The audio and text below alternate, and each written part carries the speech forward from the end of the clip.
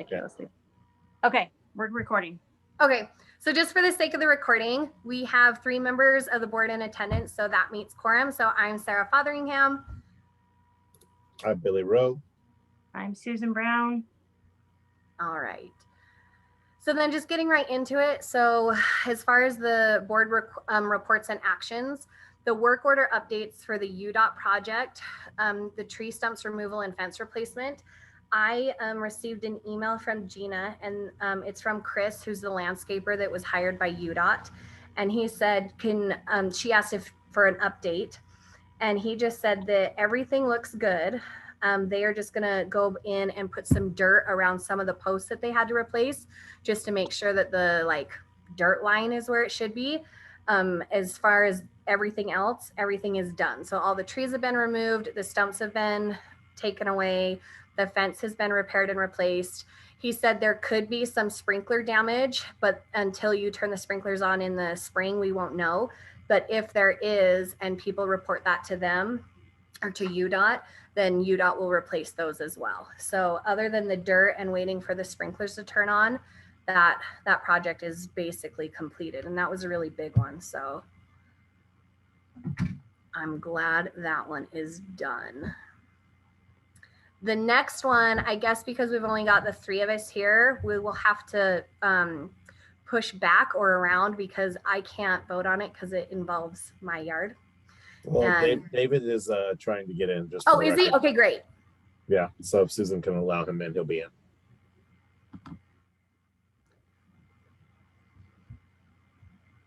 Oh my goodness. It's not giving me the option anymore now that I'm recording. That's okay. David.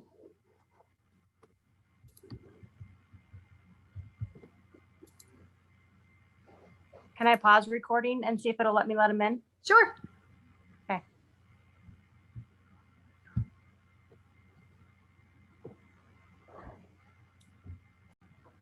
Okay, we're on again. Okay, David, just to catch you up, we already called the board meeting to progress, and then we talked about the UDOT update for the fencing, that it is all but near completion. They have to put in a little bit more dirt around the posts, and then if there's any sprinkler damage that we're made aware of in the spring, they will repair that. Awesome. And then for the second, the request to put the shed in the backyard. So I am abstaining from that because it's regarding my backyard. Brady put in a work request at the beginning of the month for approval for the shed to be put in. We can vote on that now that David's here, right? Yeah. So I haven't seen the work order. Oh, did Gina not forward that?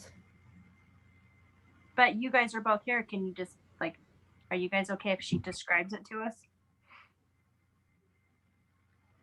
You're just trying to put a shed in your backyard? Yeah, it's just a tough shed in the back corner of the backyard, just big enough to put a couple bikes and scooters in. If you guys are more comfortable with seeing the approval, the request Brady put in, we can do that. And I can get that to you guys tonight, really.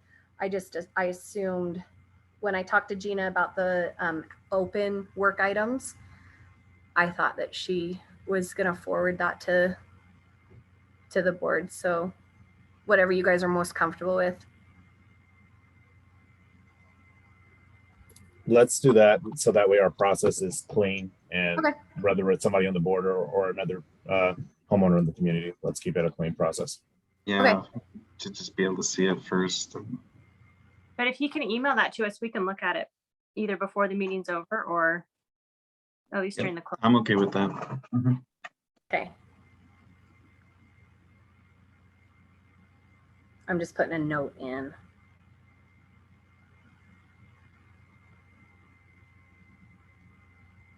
Okay. So then the next one are follow-ups from the last meeting. Actually, no, this next one is new. So their backyard gate is unable to open to the common area because of the amount of dirt and grass that's on the outside of their property, and the latch is broken. So, and that's number 3222.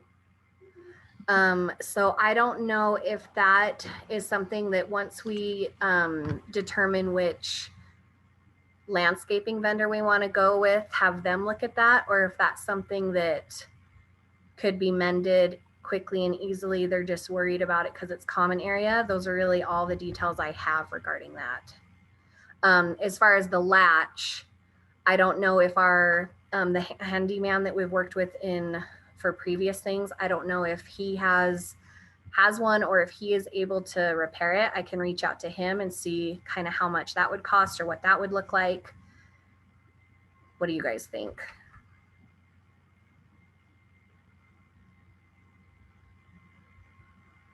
I think where it's access to their home, it would be good to get it taken care of as quickly as possible. And if we wait for a new landscaper, I don't know, that by then we might be kind of bottom of the list for such a small job. And I think right now they're kind of looking for work. I could be wrong, but I don't see a reason to delay. Do you know if it's more dirt or more grass? Let me, if I pull it up.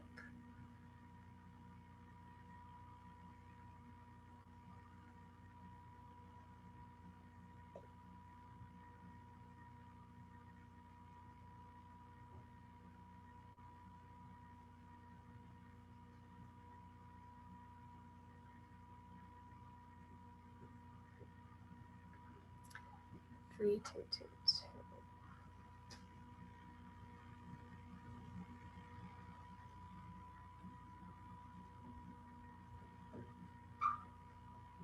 Okay, so what they said, it says the back gate hinge is loose / broken to the vinyl fence in my backyard. The dirt / grass is too high to allow the gate to open into the common area. So it's both grass and dirt. Do the gates swing out, all of them, not in? My gate swings out. I don't know about everybody's gate, but my gate swings out. Mine does Yeah, I too. can navigate, so I don't know. Oh.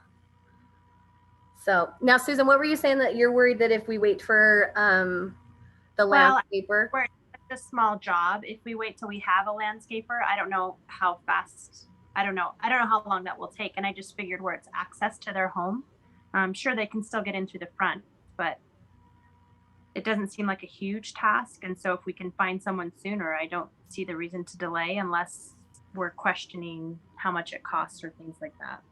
Do you think that we would contact a landscaper for that, or more like the handyman, or what kind of person do you think that we should have Gina look for?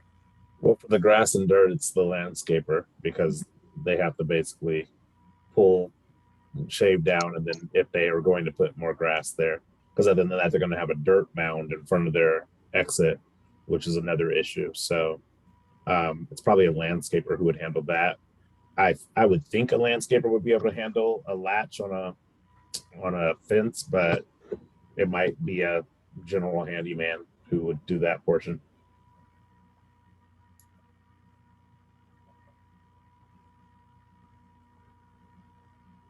Okay, so then ask Gina to contact kind of a quick landscaper, I guess.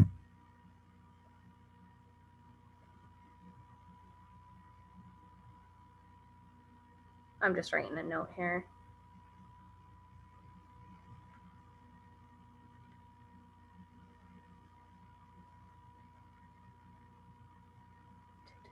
Okay, so a quick landscaper for 3222 for the dirt removal and grass replacement.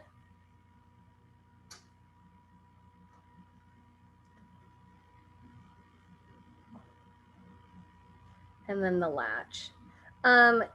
Do you want, never mind. I was gonna say, I wonder what, because where it's common area, it's our responsibility. Okay, so then I'll email Gina about that. And then the next one is the, we got a work order for someone asking for the trees in their backyard to be removed. And as far as I understand the CCNRs, the backyard is the homeowner's responsibility.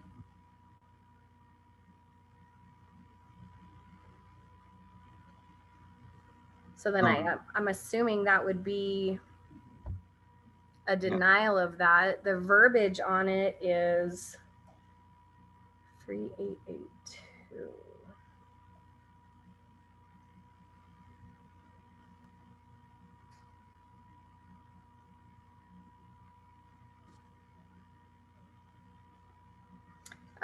There are some wild trees that have grown over the years in the backyard. So I don't know if that means over the fence line or actually in the yard. These were not planted, but shot up randomly from some pre-existing root systems. Last year, a strong wind blew one of the trees down, splitting where the trunk forks and barely missed the house and the neighbor's fence. Fortunately, there was no damage to people or property. The tree was cut up and removed. Due to safety concerns that the other half of this tree has a weak root system, we are concerned that it could also be blown down by a strong wind. We're asking the HOA to bring out a tree removal company to remove the trees to prevent any future potential damage. So is this actually in the backyard, or is this in the back of the fence? Like, yeah, it just says there are some wild trees that have grown over the years in the backyard. So I'm assuming their verbiage is correct. That would be in their yard. We can ask for more clarification. I think Susan, are you aware of oh, what was that? I was going to say, I think pictures would help, but I do recall them like a similar request, and there were trees along that east side of the fence. So it's right where the frontage road is, I think is where this unit is, on the very top of the loop. And so there's one homeowner there that planted this obnoxious tree that just like reseeds everywhere. And now it's like growing for all the neighbors, both in the common area and in backyards. And if I recall, the tree that fell over was in their backyard, but this could be a different situation because I don't remember the address. Okay. I think it should definitely be looked further into, because if this is something that, like, sure, it's in their backyard, but like, what if it spreads to other people's homes? Like, maybe that's the angle they're going with. That why it'd be an HOA thing is like, what if these seeds go maybe not in somebody's, like, trees are just kind of crazy. I don't know. I just think we need more information on just like who's gonna do what. So. Okay. Do you agree with that, Billy? Like that we need more? Yeah. Okay. Yes. So.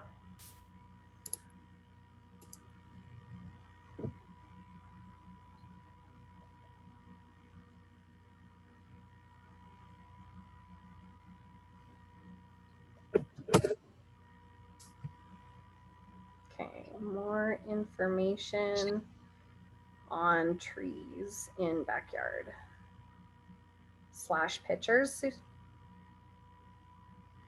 Yeah, well, I figure if we aren't understanding their description of where the tree is from their first description, some pictures could clarify really easily. Yeah. Yeah. Okay. So then the next one is the flashings on the home. And actually, like the next like 3, we can go through them individually if you want, but they're all the same answer from Gina. And that it's that she has reached out to vendors upon vendors upon vendors and emailed, and her assistant, I forget her assistant's name, but they have made multiple emails and inquiries and left messages, and they are having a very hard time getting word back from anyone. So like, it's really unfortunate that it's, it seems like it's just sitting on the shelf, and I'm sure the homeowners are getting a little frustrated, but they're having a hard time coming in contact with vendors. And I think that that's partly why we had the problems with the carport, is that it's just really hard to get vendors to respond back. I don't know if it's because they're so busy or they don't have the staff. I don't know what the reasoning is, but I also don't know what the solution is as far as helping. I mean, I guess we can try and find our own vendors to forward them to Gina. The flashings would also be under roofing. And then the handrails would be like handrail people and ironworking people. I could have her forward us who she's contacted with, so we're not double backing on it, if that's something we're interested in doing. I just don't know how to to get the ball moving when she's tried and hasn't heard back from anyone.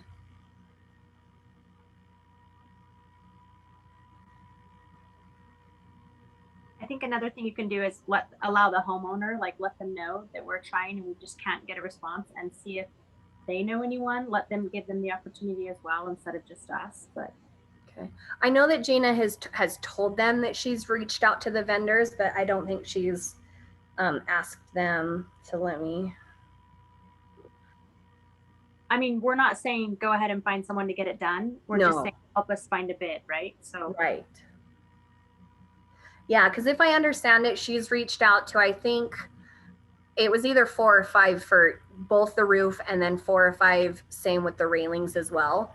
And she reached out through email and left voice messages with them, followed up, no response, followed up, no response. So we're having a hard time getting vendors to respond, let alone get bids.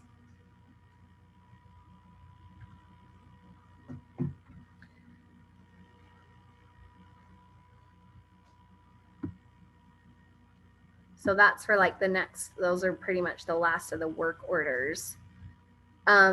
Regarding the Hunt electric streetlights, Susan, was there only the one being installed, or were there multiple ones? I was only aware of the one. Okay. And that's done. Mm-hmm. It's not painted. It's still supposed to be painted. Were they supposed to paint it? Yeah, it's supposed to match the others. Okay.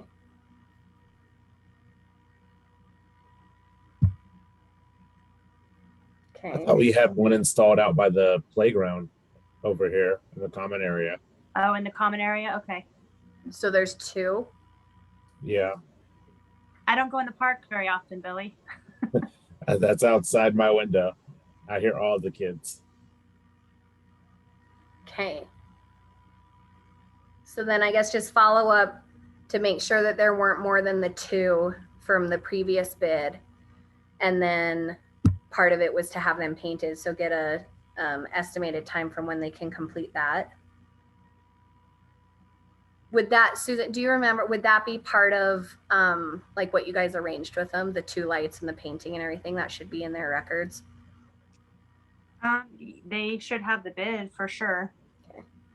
But definitely the color, because that was one of our big questions, was one to make sure we didn't know if they were green or black. Okay. Discrepancy on what color they were. And so we clarified that with them, and they even went and double checked and said that they were black. Okay. So then they were supposed to be painted black. Okay. So then again, and Hunt, Gina has a contact with Hunt. So they've been, I don't know is that she'll have the same problem with them, but I'll have her reach out to make sure that it's completed, that we were just supposed to have the 2, and asking for an estimation of when they'll be painted to match the rest of the lights. And then also are those, I haven't noticed, but do you remember, are those automatic on all night, or are they motion like the other ones? I haven't noted either. They were supposed to match what we already had. Okay. And so in my mind, that means that it's being motion censored and like having that delay, saving the power throughout the night. Okay. But without having the exact bid, I'm not 100% sure. Okay, that's fine. Okay, so next is the carport. So we finally, Gina heard back from Custom Carports, and they are tentatively scheduled for April 4th or 5th. And I say or because they're not entirely sure. So that'll be really exciting to get that done. And then I think she put it on the calendar. It's on the calendar as well, so that's nice. And then once we get a more final date from them, we'll email those homeowners so they know what to expect as far as parking and things like that. And we'll have to mitigate that with them during the construction, whether that's parking passes or just knowledge that that they're using the visitor spaces or whatnot. Yeah, and then we talked about the north face repair update and completion. And then reviewing the trash changes, Gina was able to email out all the homeowner lists, the updated trash rules and fee schedule. And so everybody, you know, fingers crossed that the landlords downspout that information. I don't know how reliable that is, but hopefully that they were able to get all that information to their tenants. It was also posted on Facebook as an option for people to read as well. And then regarding parking, the parking is kind of batched in. It's from 2014. I don't know if we need to change or update the parking rules, but we do have a homeowner that, let's backtrack a little. So Beehive has been really hard because at one point they were telling Susan something completely different than they were telling me. So it's been hard to understand exactly what they want and need. But if I understand them correctly, because I took pictures of the signs and emailed them the signs, we have the right signs posted. And then they were telling me that because of Lehigh City, there is only allowed to be one point of contact for the towing. And so Gina looked into that, and it's because Beehive is not considered, it's either preferred or premier. I don't remember the word towing with Lehigh City. There's a threshold that a towing company has to meet in order to be that. And one of the benefits is it doesn't have to be just one point of contact. If it for sure does have to be one point of contact, right off the top of my head, I would say that should be HOA West, but then I think of everything after hours, and that doesn't seem practical. But we do have, there's a homeowner in the neighborhood that is willing to kind of like take on parking and kind of patrol the neighborhood and sticker the cars and be that point of contact and work really closely with Gina, if that's something that we want to entertain. I just know that I think the biggest problem we have with the parking is cars with 3+ cars that are using visitor stalls as personal stalls. So I don't know what the solution to that is, except for maybe, and I don't know if this would even solve it, but letting everybody know that we have the spots for rent, knowing what the rules are, knowing what the risks are, and then, you know, kind of like the garbage rules, they can choose to follow it or not. What do you guys think? I think if there's a willing person that's gonna police the parking lot, I think we should take advantage while we still got that person. And once that person leaves, then that can be reevaluated again. I mean, it's not a perfect solution because, you know, it's on one person, but if there's a volunteer, why not?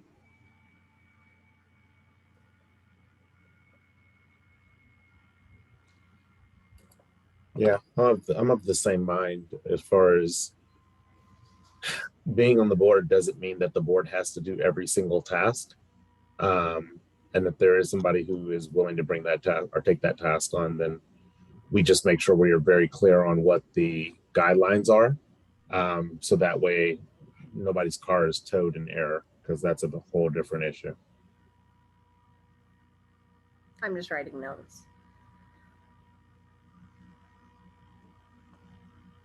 I agree. I think we should take advantage of a willing homeowner to help in the community.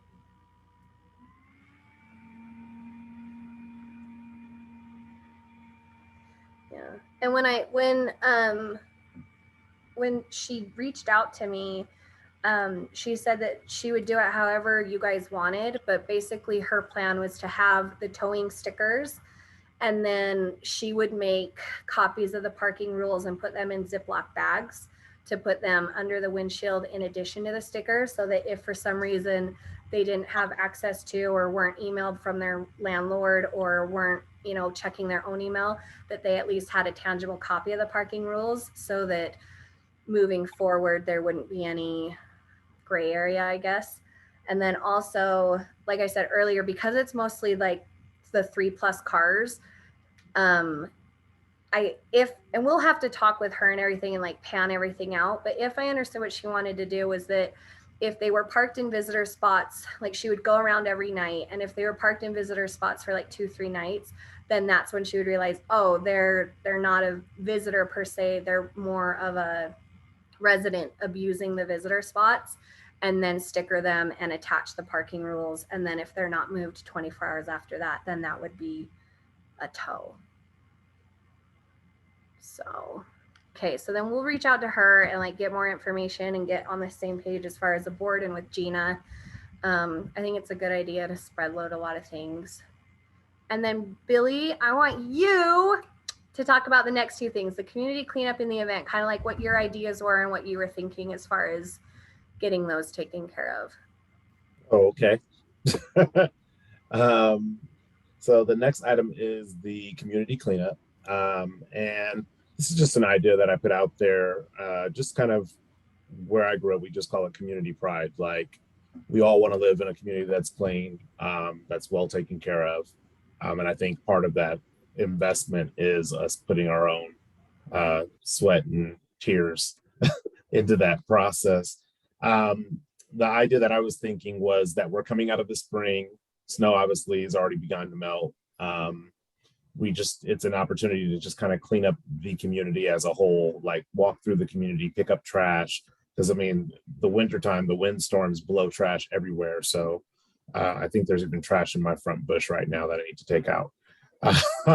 So there's things kind of just like spring cleaning, but for the shared spaces in the community, an opportunity to just get out there. We can pick a day, pick a weekend, whatever we want to pick, and just get out there and really just canvas the community to clean the community. And then from a community event perspective, I don't have any solid ideas on what that would look like. I just know that there were events that we were invited to last year before I was on the board.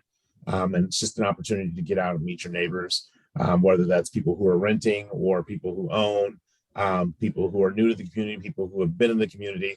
It's just an opportunity to get to know your neighbors.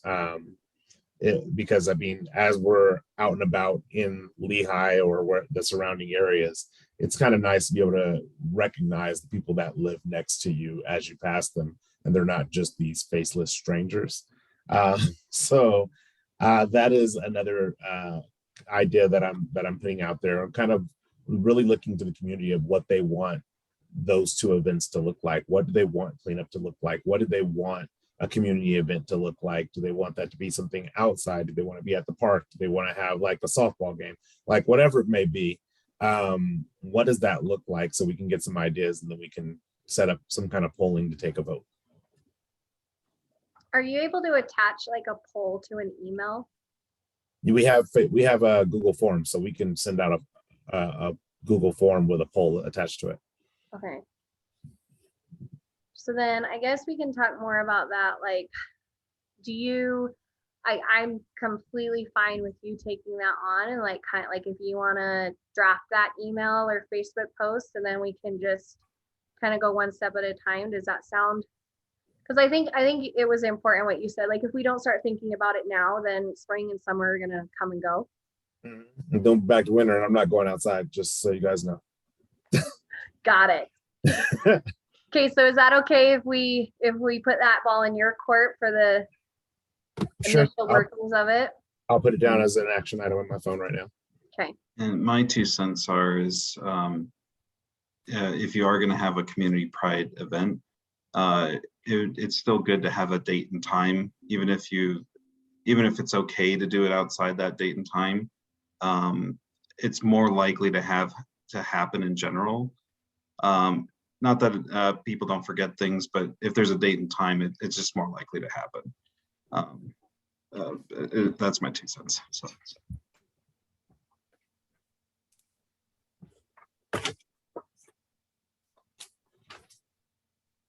Okay, now we're at the welcome email.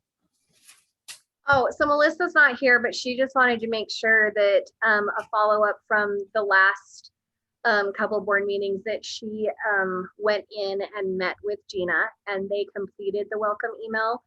And I haven't seen it. I'm going to assume they're going to email it out to us. But if I understand what she described to me, so it's just like a welcome to the email, or excuse me, welcome to the neighborhood email. And it has all the information regarding HOA West, that Gina is over us exclusively, like all of her contact information, all of HOA West's contact information, the names of the board members, and then attached to it things like the UBB information of how to do the internet, page with like the garbage rules, parking rules, link to the Facebook page and the YouTube channel. So just kind of like everything we could give them all in one local spot. And as far as like the welcome email, I think that that's a good email to send out maybe like every January to everyone. What do you guys think about that? Or do you think maybe it should be just as people move in and make a new account with HOA West? I feel like those are two different emails, two different communications. Like welcome is like welcome to the community. But I do think that an annual email would be nice. Like, hey, here's what changed last year. So going into 2023, January 2023, hey, last year the garbage rules changed. Here's where you can find that information. I think that's a great refresher to have for the community as a whole.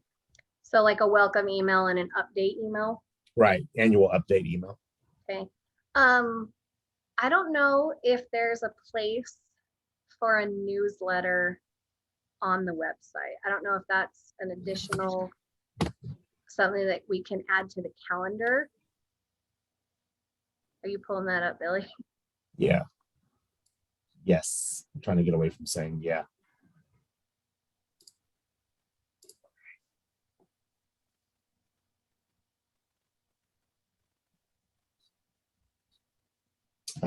There's calendar currently, but no newsletter. But the calendar does have like announcements, maintenance, meetings, social events, and things of that, and administrative tasks on it. Okay. But no newsletter.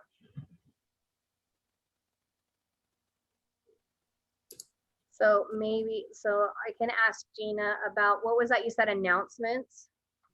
What, the annual update or annual recap or something along those lines? No, the tabs that you just read, the options. Oh, I'm just under the calendar, and so it would be probably under announcements is where it would fall under. Okay, to see what the options are there for announcements. To possibly do something like quarterly, like when we meet with them as far as a newsletter, then the yearly update email, and then the welcome email. Yeah. Okay. Yes. Okay. And then, okay, so now we need to approve the minutes. Now, oh, Susan, did you have the December, you said you had December ones too? I emailed it to everyone to their individual address. Okay, so then as far as the minutes go, we need to approve the Novembers, Decembers, and Januaries. And if you'd like me to change the December format, I can. It will be all the same information. I'll just reformat it from bullet point to Roman numerals. Can this be done in one motion? Other than the December one, we've been discussing it as a board and like had time to review them or whatnot. If we want to do them individually, we definitely can. As far as the December one, Susan, I mean, like you've broken it up really nicely about everything we talked about. I don't know why they would not be just fine. I think they're really thorough. If for some reason, I don't see why Gina would need them to be the exact same on everything. Is it just changing it to the Roman numerals, you said? Yeah, that was it. Yeah, that's, if that's what she needs done, then I guess we could do that later on. I don't think that that's neither here nor there.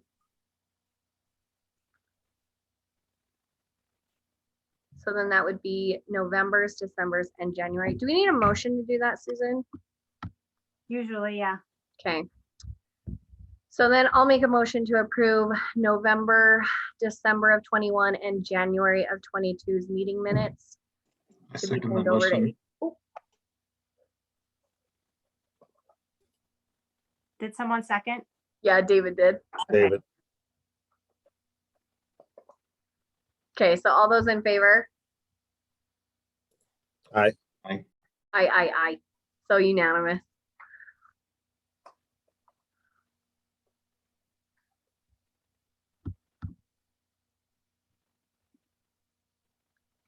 Okay, so then this is the part where we kind of open it up for owner questions or concerns. You guys can either use the chat or the microphone if you guys have any questions or things that you'd like to bring to the board's attention.